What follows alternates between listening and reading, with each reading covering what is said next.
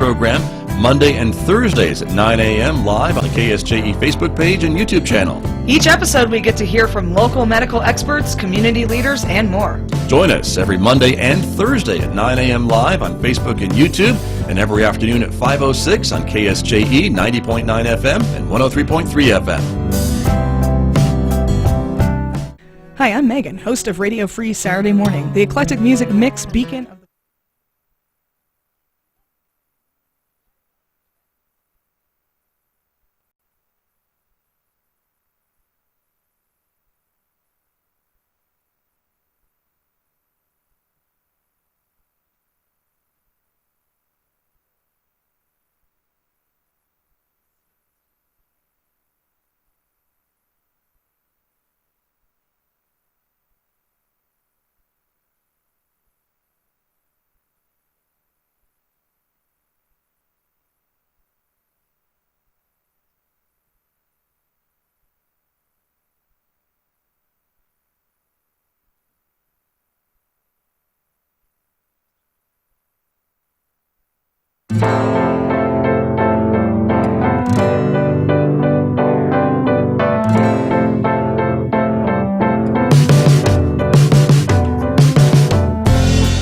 Good morning, everyone. I'm Megan Cullup, along here with Scott Michlin. Good morning. It is Thursday, November 19th, week 36. Yeah. Right? Yeah. I did have to. It's been a couple of days. My initial thought was like, whoa, Thanksgiving is next week. And then well, that's true, too. I couldn't get out of that thought process. Yeah, there you go. Anyway, it's great to see everybody. Yeah. Thank you for tuning in and joining us. We have a great show again today. We're going to share some great local information with you. A great guest lined up. Jason Sandell is going to be speaking with us again. He is part of the New Mexico Economic Recovery Council, and certainly has been talking with others on that council and with some of the governor's people about these new public health orders and things like that. So we're looking forward to talking to him as well. Great. So there you go. Good. Exactly. Your week's going good?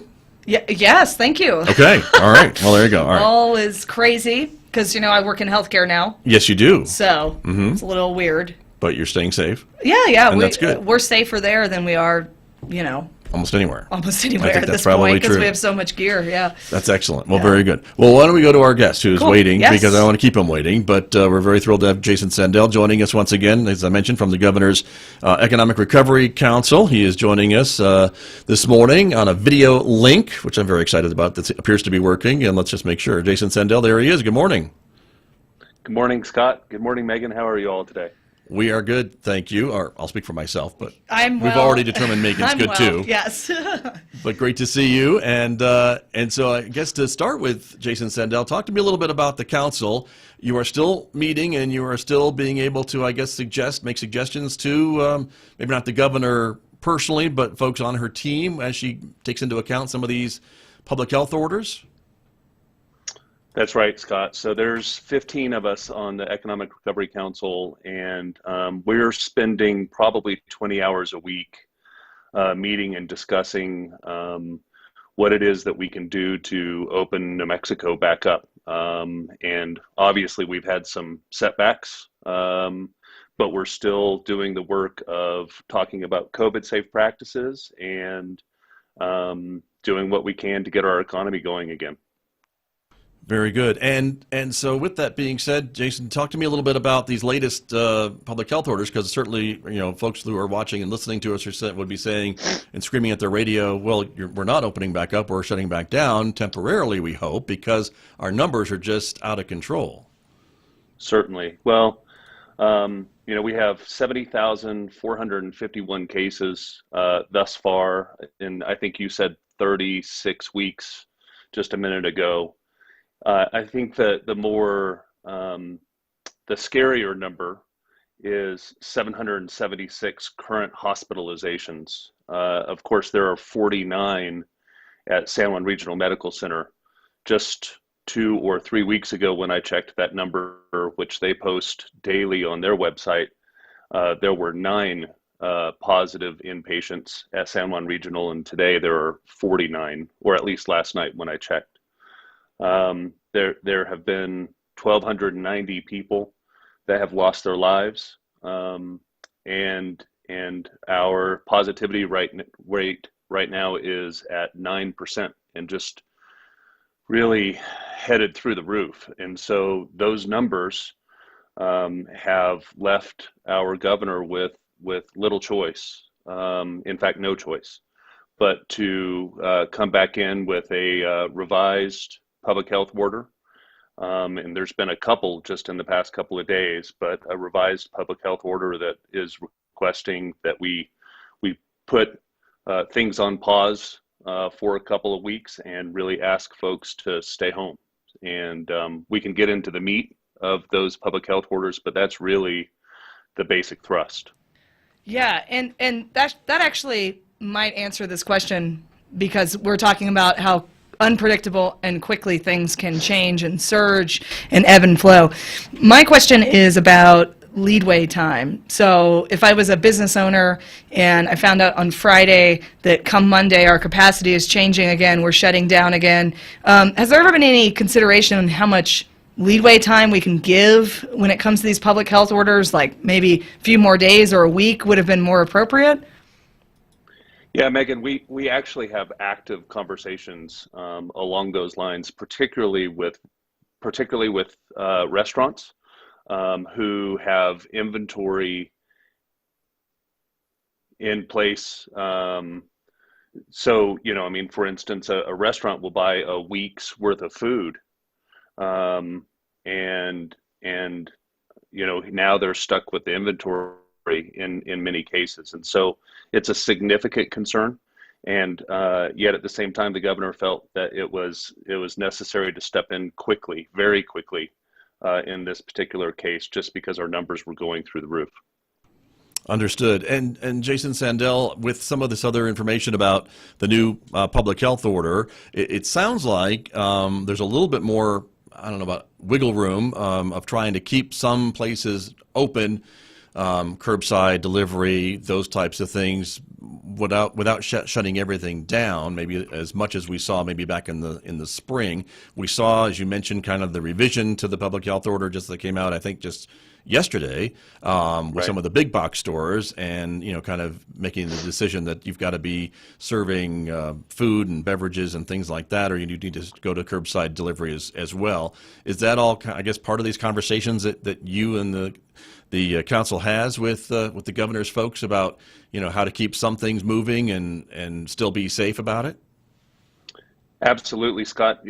You'll remember that we talked in the past that essential services were really defined originally based upon a 9/11 order that was put into place after the 9/11 attacks, really defining essential services, but really critical infrastructure for our nation. It included oil and gas. It included convenience stores, gasoline distributorships, and grocery stores. And what we saw in the first round of closures was that there was a disparity with a good number of big box retailers that stayed open under that exemption. And so we've had a lot of conversation at the Economic Recovery Council level around making sure that we're leveling the playing field if we are going to close, that those services and those stores truly do need to be the essential services, so that we don't have businesses taking advantage of the circumstances. And so you saw that from the governor, where she clarified that really a retailer that is allowed for in-person services has to have a third of its revenue from food. That was the order that was extended yesterday. There was also another lesson from early on, which was that we need to do everything that we can to keep as many businesses open as possible. And a strategy to do as much is to allow for curbside pickup or delivery. And so this order also recognized that and provided that exemption. So, the Economic Recovery Council is doing what we can to advise on how we can stay open, and I feel like the governor's office is listening. Yeah, I would agree. And of course, we have a skyrocketing job loss and unemployment. That's really just an unfortunate, tragic fruit of this whole thing. So my question is, as we see these certain jobs being taken away, or at least taken away temporarily, are there other jobs that are now opening up? Is there sort of this swap effect where now these circumstances call for this new job market, and is there job training for that?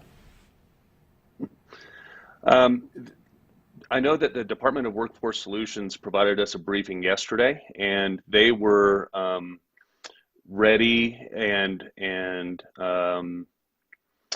kind of prepared for a massive onslaught of unemployment filings at the beginning of this week as the new health order was rolled out. They haven't seen those unemployment filings yet, but are anticipating that they could possibly come in.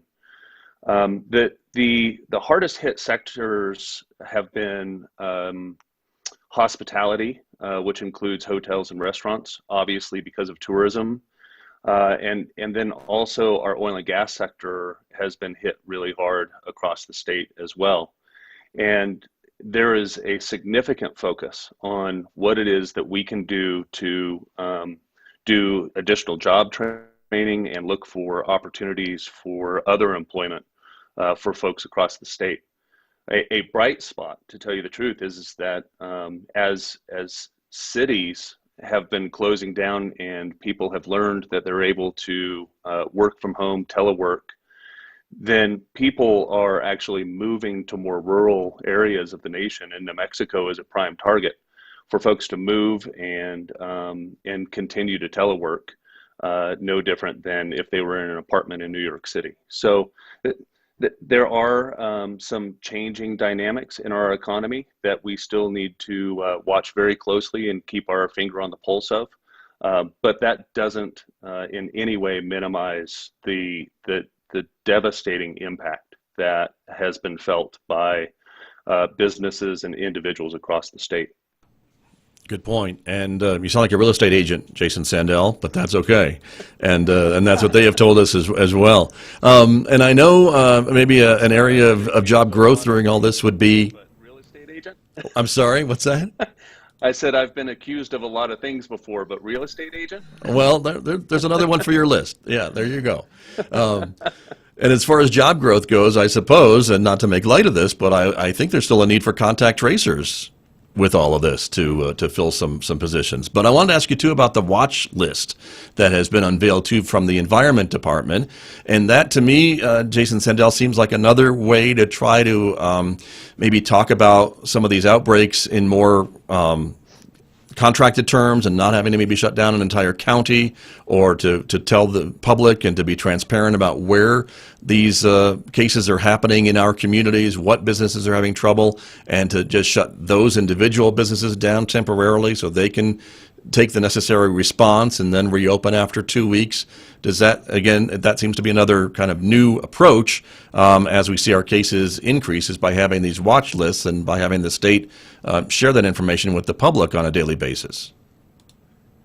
Yeah, Scott, I think that that's a great point, and I'll just really give a shout out to Secretary Kenny with the Environment Department, who also houses our OSHA compliance division here in the state of New Mexico. He's done an incredible job, and one of the key points that the Economic Recovery Council talks about pretty frequently is enforcement. We can have all of the rules that we want, and the majority of businesses and people can follow the rules. But if there are bad actors out there, then unfortunately this virus continues to spread at uncontrollable rates. And so the Environment Department through OSHA, put this watch list out there as a result of their rapid responses. And the rapid responses are really designed to take the contact tracing information, get it to as many people that have been impacted as quickly as possible, get them into quarantine, get them tested, such that we can prevent spread. And so Secretary Kenny has been real clear that rapid response and the entire program is about working together with the state, But if there are those bad actors, the people that are intentionally not following the rules, then the state's going to step in and force some closures in order for us all to be safe. Very good. Well, we know that this is a very, very trying time and a very unpredictable and insecure time for all of the working folk in New Mexico. And we also know that you guys have a similar empathy and compassion for that problem. We know you guys are working around the clock. We thank you so much, Jason, for coming on, giving us the meat of the situation and speaking very articulately and clearly about what's going on over there. So hats off to you guys, and thanks so much for coming on. Thank you, Megan. I appreciate that. Can I give just one last plug? I mean, it looks like we might be moving toward a situation where there's going to be county by county closures. It's something that's being investigated. It's something that's being done in Colorado. And so it's really going to take all of us working together to follow the rules and make sure that San Juan County is a leader in opening up businesses. And northwestern New Mexico is a leader in opening up businesses rather than a laggard. And it's going to take folks staying home, wearing their masks, social distancing, washing their hands. And a point that I think is real important that I spread at the Economic Recovery Council regularly is businesses doing temperature checks. I think that it's not going to catch everybody, but if we're doing temperature checks, then we can identify those who are expressing or displaying symptoms. And it's really going to take some strong effort from each individual, each business, and our community to make sure that we're doing the right thing so that we can open up. So just a final pitch. That's a good point. And I think, too, Jason Sandell, isn't it true, though, that also it could be a county-by-county closure, but it could also be a county-by-county reopening, too, right? I think that's part of this plan as well. That's very much the idea, Scott, is to get local communities, cities and counties to enroll and sign on to the COVID safe practices as well as the enforcement, and work together with the state so that then as we perform better, then businesses are able to open up. So it's really designed to be an opportunity for businesses to a pathway for businesses to open. Well, I think that's a good change, and as we see these cases increasing in a lot of other areas of our state, I think it makes sense to be able to do it statewide and to allow some regions that are maybe doing a little better job of controlling the spread to reopen before some of the other more serious areas. So we hope everyone will work together, and this will be short-lived. But Jason Sandell, as Megan said, we appreciate your time very much. Thank you, Scott, and thank you, Megan. Really appreciate you guys. Thank you. Thanks for joining us. That is Jason Sandell. He is a member of the state's Economic Recovery Council that talks, as he mentioned, with the governor's staff on a pretty regular basis, joining us on our COVID-19 Community Information Program this morning on KSJE. So we appreciate that. Good information. Yeah, I love, you know me, I love to talk about economics, et cetera. And so yes, you do. It's very helpful to hear straight from the horse's mouth. Not that I'm calling Jason a horse. Please don't. I already called him a real estate agent, so please don't. These things are comparable. No, yes, but we love our appreciate real it. estate agents out there too. We do indeed. We do indeed. But anyway, but good information, and as Jason was mentioning, some of the numbers that we are seeing, and we can talk a little bit about those when we talk about the numbers and the things that were happening. So let's go to the testing, because we like to do that and remind folks where the tests are going to be tomorrow here at San Juan College. Again, we remind folks you can come for a COVID test. 8 a.m. to 9:30 a.m. on Saturday. They're going to be out at McGee Park, which is a newer location, 9 a.m. to 10:30 a.m. And I think, of course, next week is a holiday week, so things are a little bit different. Monday, twice here at San Juan College in the morning and in the afternoon, so 8 a.m. to 9:30 a.m. at the college on Monday the 23rd, and again in the afternoon from 3 to 4:30 p.m. on the 23rd here at San Juan College, and a Tuesday testing session here at the college in the afternoon from 3 p.m. to 4:30, and Wednesday, November 25th, we'll be out at McGee Park, 8 a.m. to 9:30, and then again on Friday at McGee Park, 8 a.m. to 9:30. Very good. So that's important for folks to kind of realize and take advantage of, because again, this is how we understand what's going on, who's sick, and how it's spread. That's right. Get your Black Friday COVID test. Hey, there you go. It could be a new tradition. I hear it's half off this year. Yeah. Right. It's free. It's free. Yeah. But there you go. So anyway, let's talk about the other numbers, right? From Johns Hopkins, we've reached another gruesome milestone. We have. So we now have 11,538,104 confirmed cases of COVID-19 in the United States alone, and we have 250,579 confirmed deaths in the United States alone, and that is a new milestone. Right. And yikes. Yeah. I mean, just when we get up to even numbers, it does seem something about that. I don't know if it's like our brains, but every time it reaches like an even number milestone, we're like, ugh. Right. And it is devastating. Right, exactly. Well, and again, we were talking about this. We've been talking about this for 36 weeks, and a lot of folks back in the spring were saying the projections are 250,000 deaths in the country, and it just seemed unfathomable back then, and here we are. And it's scary because we don't have this clear end in sight. So. No. Although there is maybe light at the end of the long, dark tunnel, which we'll be talking about later, but still, we're still in this, and the numbers are not going down, and that's the next set of things I want to share with everybody about where we're at. Again, another daily record in New Mexico yesterday with new cases, 2,897, and we're now at another, there's your even number, 70,451 cases in New Mexico. And it wasn't that long ago that we only had we hit the 60,000, but we've had almost 1,000 new cases a day, if not more. Here's almost 3,000 new cases a day. San Juan County had 45 new cases, again, higher than we have seen. We had been in the single digits for a very long time, and now they are really creeping up. As Jason Sandell said, the hospital has a number of cases, and we'll get an update on Monday, but we're now at 4,561. 26 additional deaths across New Mexico. Again, these are record high numbers on daily numbers, because normally we've seen maybe 3, 4 deaths in our state, maybe 0 a couple of days in a row, and now we have 26 per day, and that is a tragedy. 1,290 fatalities across our state. None of those came from San Juan County. We're grateful for that.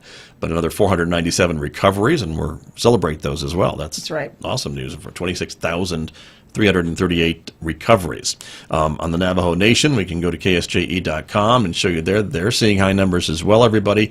135 new cases reported yesterday, 8 additional deaths from the Navajo Nation. That is high from what we have seen. A total now of 13,880 cases across the Navajo Nation. And so again, they are going into a 3-week lockdown, stay-at-home situation. And as we mentioned, a lot of their businesses are only able to stay open until 3 p.m. in the afternoon, but they'll be under a stay-at-home lockdown until December 6th. So that's what's happening on the Navajo Nation. And then another story I wanted to point out is from our neighbors to the north in La Plata County. Colorado does things a bit differently. They have a dial system and a colored system, and you can see it there on the screen, right? You've got green, blue, yellow, orange, and red. And La Plata County is now at level red, which is the highest, although I did see another graphic that showed purple, which is beyond red. So it's even worse. Because it's red plus blue. Yeah. Well, yeah. Ergo. But even worse, apparently. I thought they were at the top, but apparently they've got one more extreme way that they could go. But anyway, La Plata County is going to level red. That means a lot of other kind of shutdowns, no indoor dining. It's takeout only, curbside, those types of things. And they've had an outbreak. Part of the problem in La Plata County is that they've had an outbreak at public services that have really cut back. There was an outbreak at the sheriff's office and the dispatch center, and that impacts public safety. And so that is, I think, why we're seeing the red so bad. The cases maybe aren't as high, but it's the spread in some of these really essential critical services. Exactly. So that's what we're talking about. So there you go.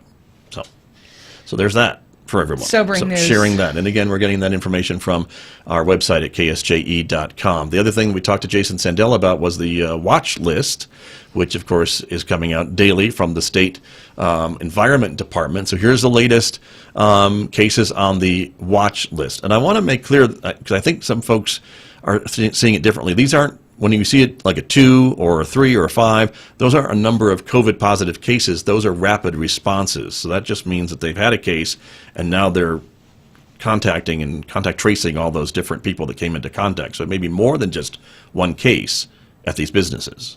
Does that make sense? It does, although I think it bears repeating. Yeah.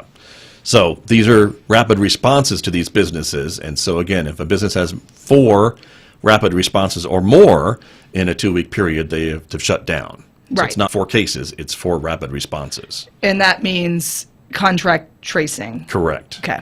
Yeah, exactly. So we can see our list is getting larger now. But again, these are not shut down. These businesses are not shut down. City of Farmington said 2 rapid responses. Dillard's, 2. I Associates of New Mexico, 2. Farmington Fire Department, 2. Treadworks, 2. The Walmart Supercenter on West Main Street had 5. They are shut down. The Walmart Supercenter on East Main Street has had 3. And Kirtland Middle School has had 2. Okay. And so these are on the Environment Department's website, and then if you click over to the next tab, there are the rapid response closures, and then you can see which businesses closed and when they would reopen. And as you can see, that is the West Main Walmart, and they are planning to reopen by the 21st. So Saturday. there's that. Exactly. So they've been closed for 2 weeks. So there's that. And we share that with you. And again, we appreciate the Environment Department making that transparent. So we also want to talk about grocery stores today. We do. Because again, people are stocking up, and I don't think there's a roll of toilet paper left in the city. But Don't use scare tactics. well, I don't think there You're going to is. freak everybody out. I think the shelves are empty again. Yeah. So people need to kind of think about their neighbor. They kind of think about their neighbor. All right. They People, need please to think about your neighbor. Your neighbor, please. All right. Thank you. Yes. Gosh. Conscience of KSJE. Jeez. Nothing will make you take a hard look at human nature like a pandemic. Well, that's true. Gosh, words you never thought you'd say in your life, right? That should be on a T-shirt. I've considered it. Okay. Unsurprisingly. Yeah. I So love a what's good going on? t-shirt. We talked to a manager at one of the grocery stores in town, and by we I mean you. Me, yes. So Jason Chappell is a manager at Smith's in town, and he really wanted to be here today, but Smith's has had such difficulty retaining their managers for various reasons that we don't have to go into, but it means that he's like the only dude on the front line over there. So it was hard for him to steal away. So we sent him questions ahead of time. Okay. And he was generous enough to answer it. Okay. So a couple of those questions were, how do we determine limits on products? How do They determine limits on products. Yes. They meaning Smiths, Good not point. us. Gosh. Because I would say Words. toilet paper for everybody. It's week 36 and my words are leaving me. It's okay. Okay. And You have so much information you want to share. It's all coming out at once. it is. I'm super excited to share all this information. But Okay. so how do they Yes. How do they decide Unbelievable. limits? So how do they? How do they? Let's go there first. Well, and let's talk about it's also that relates to how many people are in the store, right? So at Smith's, they use a program called Q Vision that allows them to predict how many registers they need open at any given time. This is what's cool, and I had no idea. This is like Jetsons level technology here. They use body heat sensors to determine the number of bodies in the store at any given time. Since some states have seen capacity reductions in the amount of people in their store, Kroger, which is the company that owns Smith's, has altered the programming to give them a visual display of how many people are in the store. And it makes a point to mention it's smart technology, which I would agree. Sure. Well, and I think they've always had like cameras and things like that. This is probably just another filter on that technology. Pretty crazy. Yeah. It reminds me of Predator. Do you remember that movie? Yes. That was all about Interesting. the body Okay. heat. Anyway. Right. Okay. And I asked about, of course, mask mandates and safety mandates. And he's quick to mention, of course, that Smith & Kroger's takes the health and well-being of customers and employees very, very seriously. And so anyone entering the store must be wearing a mask, and that comes directly from the corporate office. He did mention that, generally speaking, 99% of shoppers are being civil, adhering to the Good. mandates, which Okay. is Glad to hear that. glad to hear that. Stay classy, Farmington. Good. Stay Good classy. job with us. Go us. Yeah. In some instances, of course, people are not, and That's that unfortunately, 1%. And that would be that 1%. That loud 1%. Which I could ask you to do the math. If we allow 75 people into the store and 95 are being civil, how many people are not being civil? A small number. Yeah, no, it's too much for me too. I don't know. That was Someone an will ambush. do it and tell us. Yeah. Someone will do the math. Mathy people out there, let us know. There you go. But yeah. It should be 0, but it's not. It should be 0, but it's not. And so, unfortunately, on occasion, they've had to forcibly remove people who are not following the guidelines, which, unfortunately, that's a good idea. Right. Well, to keep it safe for everybody else. Yeah, we can't be the other 95%. messing this around. And so, he's quick to mention that using the Q-Vision system, that would be the body heat detection system, that it has been modified since this whole thing began to notify them when they are near their 75 individuals in the store mandate. That's the new public health order, that That's they can the only new have public a health- total of yes. 75 Yes. people in the store. And I wonder if it's measuring body heat. Jason Sandell mentioned about the temperature checks. I wonder if would it tell you if someone was feverish coming into the store? This is a good follow-up question. I wish we had Sorry. the other Jason here to Okay. answer that. Well, anyway, I'm just curious. Yeah. So when they're getting close to that 75 number, that's when they start the line. So when I you see a that's- line outside the store. yeah, where that they are getting explains close. why sometimes there's a line and sometimes there isn't. Gotcha. Okay. And he is quick to mention, so this is really important, the online pickup department has, of course, skyrocketed. Now, I always used it even pre-pandemic because I'm all about convenience. So Right. I'm all about ordering ahead of time, pulling in, load the car, leaving. But this means that they are working hard to expand their ambient staging areas. Oh. Fancy, Wow. right? What does that mean? It means that they've added more refrigeration and frozen staging so that they can keep up with those online pickups and your food won't spoil, of course. We don't want that.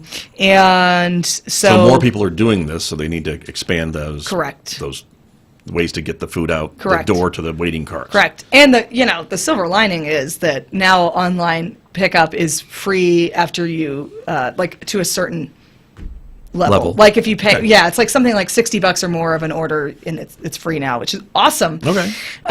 So he does mention that because of this huge boom in online sales, they are currently looking to hire 8 to 10 new associates within the next few days. Oh, well, there's the jobs you were asking about. That's the There you go. No, exactly. I was asking about these jobs. So Okay. if you're in a position where you would like to apply, you can do that at smithsfoodanddrug.com. And so that is Nice. Well, and I would scoop. think, too, that from what he was telling us as representative of Smith's and Kroger's, the other grocery stores are probably in the same boat and are doing much of the same. And maybe job openings at the other stores is, I guess, what I'm trying to say, too. If folks are looking for Yes. work, they can investigate yes. some of that stuff. So Correct. There you go. Okay. Nice. Well, thank him when you talk to him again. I appreciate I you will, taking yeah. the time to answer our Thank you, Jason. questions. So Yeah. that's great. We want to open the phone lines today. We haven't really asked you all to call in and tell us how you're doing or make a comment. And Sorry, we'd guys. like to know how you're doing. We hope everyone's doing well, but we would like to open the phone lines or make a comment on our Facebook video because it will show up here and we'll see it. And we can certainly talk to you a little bit. Look at that crawl. There it goes. Look at that. We are so Like a professional. real radio station. Look at us. But while you're thinking about maybe what you want to tell us, and just call in, you can call them, say hi. You can call them, say, hey, what kind of coat is that Megan's wearing? It looks really cool on camera. Thank you. You know, where'd you get that tie, Scott? Send it back. Whatever you want to Send say. it back. Cool coat, bad tie. Whatever you want to say. We would love to hear from you. And so we have a few minutes this morning to do that. In the meantime, though, while you're thinking about calling in, don't be shy. We want to talk about this other exciting news from one of the vaccine manufacturers. Front runners. Don't you feel like it's like the new space race? Well, it's been, yeah, right? I mean, I think that's true. It all is. summer long, people have been working on this. So we have now at least 2 manufacturers who said they've got a pretty effective vaccine. And Pfizer came out and said that theirs was what, 95, 90% effective? We talked about this Monday. 94%. So Moderna on Monday, we spoke about them, and they had 94.5% of a success That's right. rate. And Pfizer was then a week ago. Pfizer was a week ago at 90%. That's right. And now they're at 94%. And I know that sounds suspect to people, right? Because these companies are competing. That's how this works, and that is okay because it gets us good vaccines. But so there was a little suspicion there, like, oh, well, now that Moderna comes out and says it's 94.5% effective, now Pfizer's changing its tune. But really, all that's indicative of, and I read, of course, in a sundry of articles about this, is that this is the way that trials progress. So you gather new information over time. They were able to expand their sample size. Some of the results they were waiting on have now come back. And so they are in a position, along with Moderna, to submit their findings to the FDA for approval. Moderna was a little ahead of the curve on that. They already submitted. Pfizer is now in a place where they can submit. And this is really good news. Right. And to authorize it for emergency use, I guess, is what the FDA would come back with, right? Yeah. But the other news was that Pfizer said that they had chosen New Mexico as one of the places where they wanted to begin pushing out these vaccines to people, right? And that's kind of the other interesting thing exciting. That we were looking at with some of the news stories, right?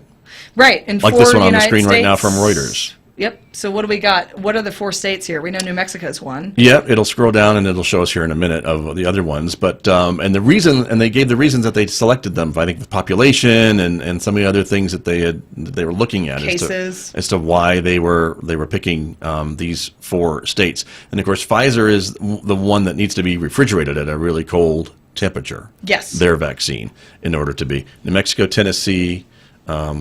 I saw there on the screen just briefly. Yes. Are 2 of the 4. And let's see. Has to be minus 94 degrees. Rhode Island, Texas, New Mexico, and Tennessee are the 4 states Okay. for the rollout.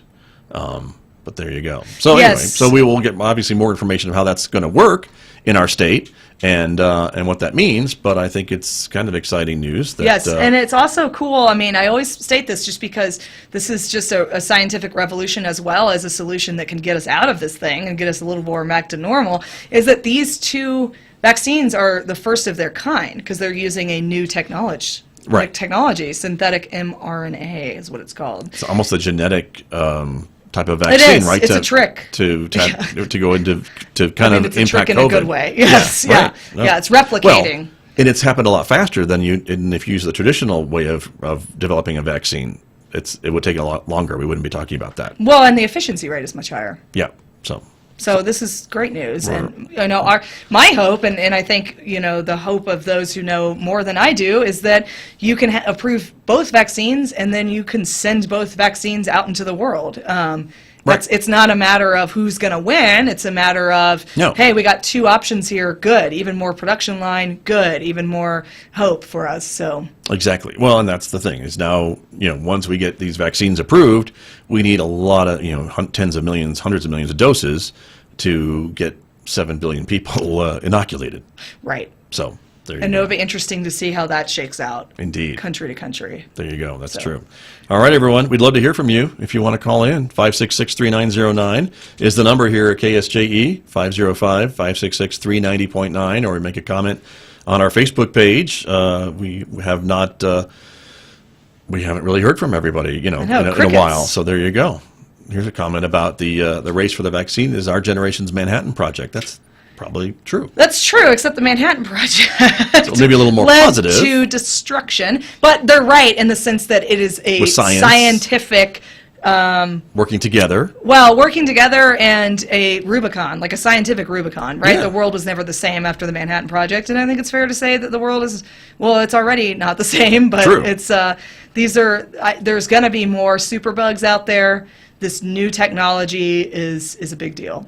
So Definitely a big deal. Yeah. So I think that's probably true. So and we've seen a lot of these things coming together. So anyway, that's good news. Thank you for the comment. yeah, thank you for the comment. We appreciate that very much. And all right, well there you go. I think we've covered the show today. Yes. Right? So yeah, special. We had the 2 Jasons. The 2 Jasons. We were joking about that all week. That's right. When's the two- first Jason calling? That's When's right. the second Jason calling? That's right. The 2 Jasons. So there you go. Thank you, both But- Jasons. But thank you, everybody. We'll be back again on Monday, of course, with our COVID-19 Community Information Program. Just one show next week. We won't be here on Thanksgiving because we want everyone to be safe and eating. and so I can't tear What's your Megan away from the favorites? dining room table. No, you can't. on Nobody can Thanksgiving. tear me away from the dining room table. What is your favorite side dish before we wrap up? Really? Yeah. I You think pretend like that's a like- weird question. Well, it is a weird question. Have you seen those maps where they Can map I say out all of them? I guess. Yeah. You've seen the map though, right? I mean- where they're mapping out like each state's favorite side dish. Yes. And do you know what New Mexico's is? Have you been paying attention? Apparently not. Help me. Green bean casserole. Oh. Not my faves. No? Can you guess what my fave is? Let me think about this for just a millisecond. Your favorite Thanksgiving side dish, cranberry sauce. What? That's the worst pick. That's like saying my favorite pants are yoga pants. This is crazy. This is After craziness. Thanksgiving, whatever. Okay. No, stuffing, of course. The stuffing. The stuffing. Okay, I'm a okay. starch girl. What kind Starch of- and gravy. Now, what kind of stuffing? Because what's- sometimes East Coasters like oyster stuffing or some really weird kind of No. stuffing. I'm not. No, they do. They really do. They try to throw in shellfish like any chance they get, and other The weird, way the Pilgrims did it. yeah, other weird things. No, I'm a stovetop girl. I see. Yeah, when the pandemic started, I was like, I need shelf-stable food, and then I got like 6 boxes of stuffing, which was excessive and weird, but it did hold to Thanksgiving. There you so go. So you've I'm got plenty of covered. stuffing. Okay. Yeah. Good to so, know. All right. stuffing. There Big you fan. go. Not in the bird. I want No. to make that very Right. clear. You cook it separately. I cook it separately because I also, as most of our viewers know by now, I think I'm a germaphobe. So Yes. I'm not sticking anything on that turkey to cook it. There you go. Very good. There's So- someone that agrees with you. Yeah, Stuffing. yeah. There you are. Cool. Okay. Excellent. One more question before we go, which is a good question, and I appreciate that. Resources about supporting small businesses, and Yes. and that's important. we have those. Next week is Black The deadline. Friday, Small Business Saturday. Businesses are going to be Right. closed for the Right. most part for in-person shopping. A lot of them are moving online, curbside pickup. We encourage all of that to support local businesses and to do it in a safe way. Right, as For well sure. as the county stimulus package that we talked about. Well, and those are for businesses definitely to Yes. apply for. Yes. There's money for grants for small Right. businesses in the county, Right. in all the cities. Yes. In the last report, they still had money left to lend, Yes. to give out. You're not Yes. lending, you have to pay it back. To give out if you've been impacted More by like COVID. a grant, yeah. So And it's definitely due talk to those. December 2nd. So now's the time. If you are a small business or a business in need, please do take advantage of that money. It'd be a shame to let it go to waste. Right. But definitely take advantage of the online shopping, curbside pickup. If you're planning to go get your holiday shopping done the day after Thanksgiving like normal, but you have to do it differently this year, still consider our small businesses in all of our communities because that's important. It is. Curbside pickup for the win. There you go. And It's just more convenient anyway. and I've been doing takeout food forever. I was going to say, Look I at think me. you've been living on takeout Well, food forever. that is true. I've seen your kitchen, though, and it's amazing to me that you have such a kitchen, I given know. your penchant for takeout food. Well, Side note. that's true. But Thanksgiving's coming, so maybe we'll fire up the stove Yeah, and burn the dust off the it. 3 stoves or whatever you have. Burn Yeah, the dust off burn the the stove. dust off of it. There you go. Very good. Okay, cool. All right, everyone. Stay safe and stay well. We will be back on Monday, of course. So take care, everyone. And thanks for watching and listening. Bye-bye.